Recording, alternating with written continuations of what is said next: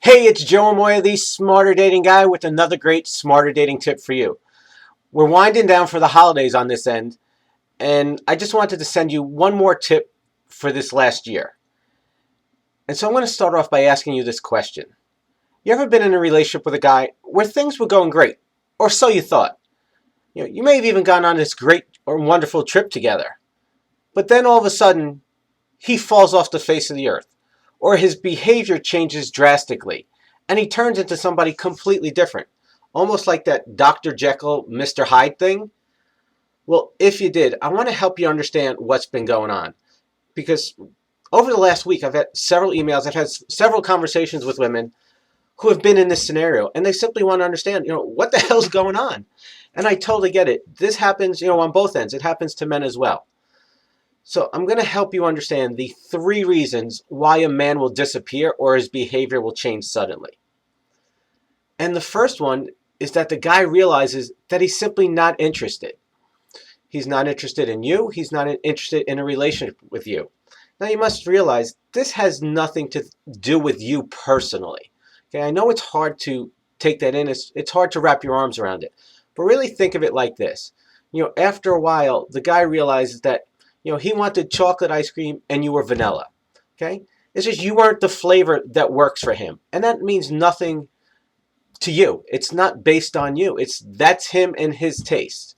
And so what you must realize is that he simply wasn't the right guy for you. There's somebody else that will come along that's going to love your flavor of vanilla.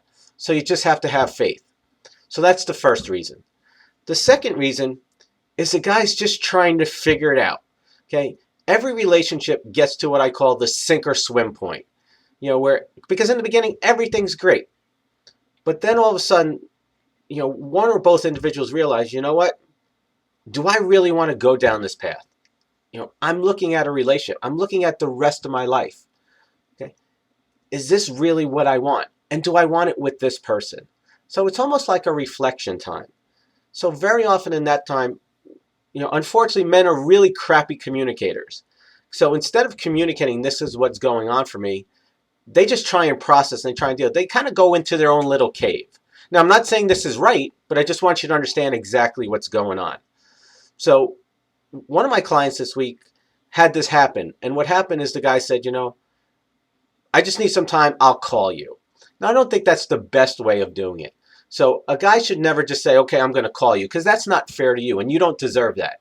So when a guy says that, what you need to do is get him to some kind of deadline. And so a simple response is, great, when can I expect your call by?